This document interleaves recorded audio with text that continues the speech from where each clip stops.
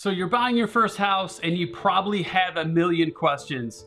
First of all, questions are great and we highly encourage all of our buyers to ask us anything. And as they say, no question is a dumb question. But what about your expectations with the house you ultimately choose? Will those expectations be met, or is it just wishful thinking?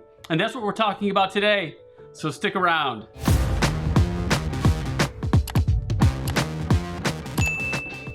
Welcome back to my channel. My name is Brian Taylor and I'm the owner of Dreamline Realty in Charlotte, North Carolina. And when it comes to buying a house, the buyer is spending a lot of money. I mean, this is likely the biggest purchase of their lifetime. And it's very common that we hear buyers say something like this. If I'm spending this kind of cash, I expect the seller to do this. Or I expect them to be willing to do that. Or I expect them to throw this particular thing into the deal. Now, newsflash, it really doesn't work that way. So let's talk about the most common expectations we hear from buyers, and then let's talk about what's really expected of the seller. Expectation number one is the home inspection by far. So when a buyer does a home inspection and the findings come back, that inspection report should not be viewed as a punch list of items that the seller is required to fix. So in North Carolina, homes are technically sold as is, although it is common practice in most cases that the buyer and the seller negotiate the repair items to come up to a win-win scenario for both parties. But let's be clear, the seller doesn't have to fix anything if they choose not to.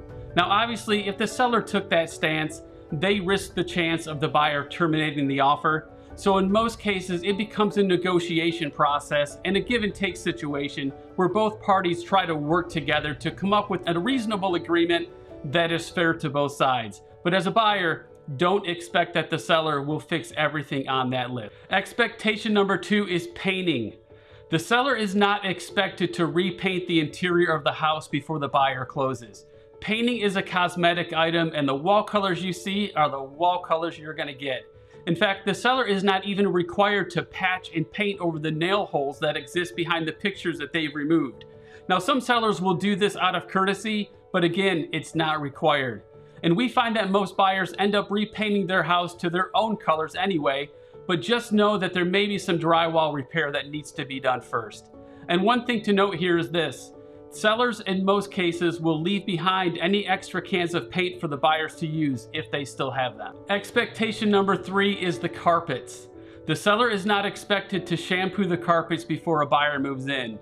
Although it would be nice, and sometimes sellers do it out of courtesy, this likely will fall back on the buyer to get those carpets professionally cleaned if that's what you choose to do. Expectation number four is general house cleaning itself. And this is a big one, and one that really falls back on how well the listing agent educated this to the seller. So the expectation is that the seller should, out of courtesy, at least wipe down the countertops, clean the sinks, vacuum the floors and carpets, and remove all trash from the home.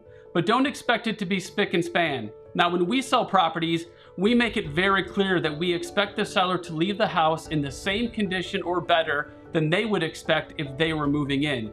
In fact, here is the exact checklist that we provide to our sellers when we take a listing.